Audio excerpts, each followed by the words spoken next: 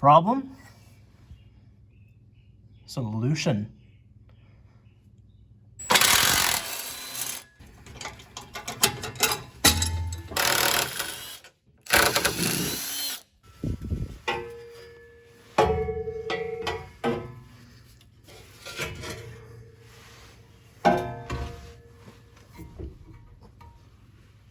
Yeah, ungood.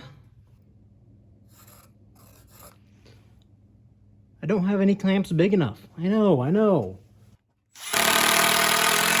Now that I've got it off the car, where I have better access, I'm going to go ahead and clean it up so I can get some tape on both sides and get some good marks laid out.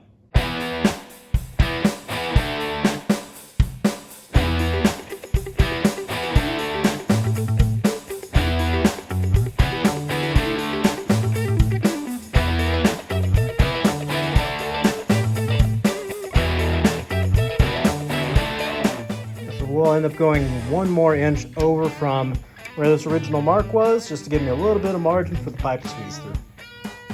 Layout is done. And here's a shocker, I changed my mind. I decided I wanted a little bit of taper to these things, just so that it wasn't coming to a 90-degree angle. Don't know if it'll make any difference, but it makes me feel better.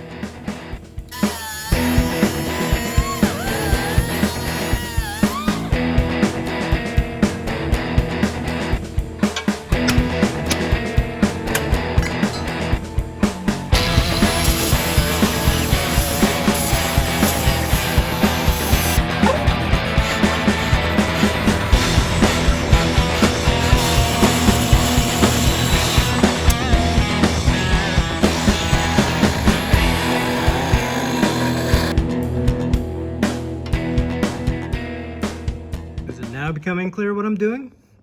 I'll be honest, I stole this from the Google machine somewhere out there on the interwebs, so if that was you, I'm sorry, but I'm using your idea.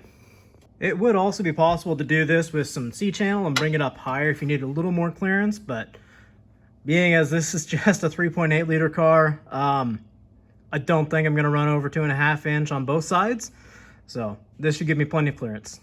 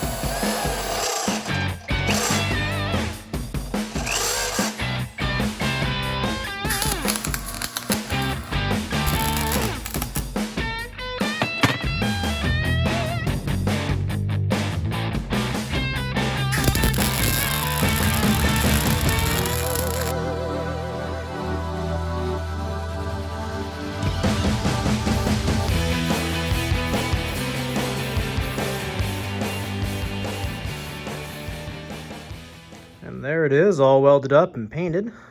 Obviously not fully painted, just to keep the rust off.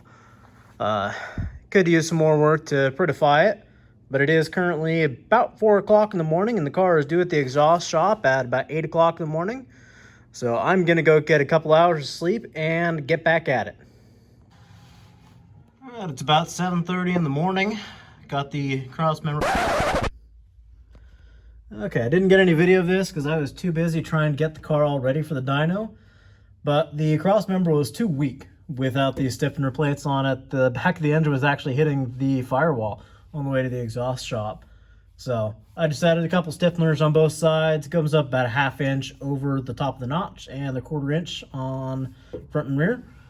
In retrospect, probably should have made the plate that goes along the top of the notch either a little longer and added some more plug welds, or made it like 3/8 instead of 1/4 inch plate, but this seemed to work just fine, so hard to complain about that. As you can tell, it gives me plenty more clearance. The exhaust could actually be tucked all the way up in there. This was not a great exhaust job. It was really cheap though, so it'll all need to get redone eventually. Here's what it is. Still flows plenty, I think, for the car, even with the 2-inch tailpipes, because As you're about to see from the dyno results, it's less than impressive at the moment. Also swapped out the Flowmasters for some Dynamax Super Turbos, just because the Flowmasters did the typical Flowmaster thing and drones like crazy right at cruise RPM. And I drive this thing every single day. That wasn't going to work. So they're a little quieter. It still has a good sound, but much more civilized.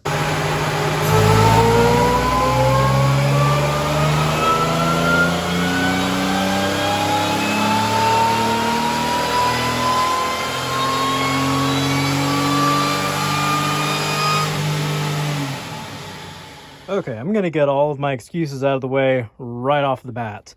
The biggest thing is there's no intercooler under there. The issue I have with that is that it runs into the wiper bell crank there. There's only about 1/4 of an inch clearance right now. I've got a few ideas on how to fix that. Maybe I'll get to it soon, maybe I won't. At the very least, it'll get fixed when I put a front differential in it. I'm running some F-body headers, which are potentially a little undersized. They're a whole lot better than the manifolds, though, so it's hard to argue about that. I am running, like I said earlier, I think, some Dynamax Super Turbos, which are not the best muffler in the world. Certainly not the worst. I think it's likely still fine. The cheap cats that I have up front are probably not hurting me. Some high flow cats would help. And the 2-inch tailpipes. But that's still 2-inch duals at the tailpipes. The exhaust gas is cooled so much by then, it realistically shouldn't make that much of a difference. It's also a wonky throttle body setup. No idea if that's making any difference or not. I don't really have a way of testing that. But those are the things that I can think that would really be hindering me. I don't think there was any belt slip. I didn't look too carefully, to be honest with you. That said, the car did really well. Did 3 runs basically back to back. No issues, no smoking, no leaking, didn't get hot. And for a daily driver, it made pretty good power. Just a little disappointing. It made 216 to the wheels at, I think, like 5,200. You'll have to forgive me, I'm doing it from memory. But the good news is that it did make 250 foot-pounds of torque all the way from as low as we could start the run, basically. I mean, within 5 or 10 foot-pounds, up to about 4,000 or 4,500, somewhere in there. So I was really pleased with that. It'd be nice if I could push that torque curve out about 500 RPM. That would get me more into the horsepower range I was thinking.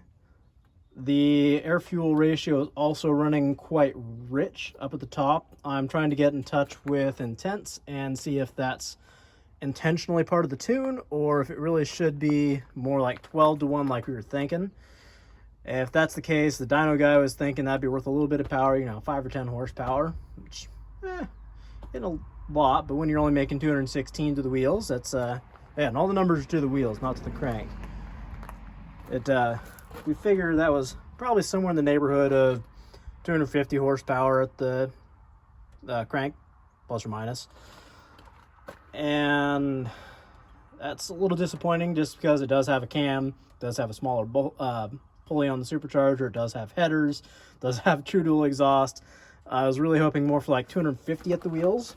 So I think there's still some in it. We're going to keep working at it. It'll probably be a little while because right now I'm just kind of enjoying driving the car. So sorry the power number is a little disappointing. To make up for that, here is a video of my buddy's 1966 GMC pickup truck doing a dyno run on the same day. It's got a V8, it sounds much better, it makes more power, it goes a lot better. So thanks for sticking around, enjoy that, and I'll see you next time.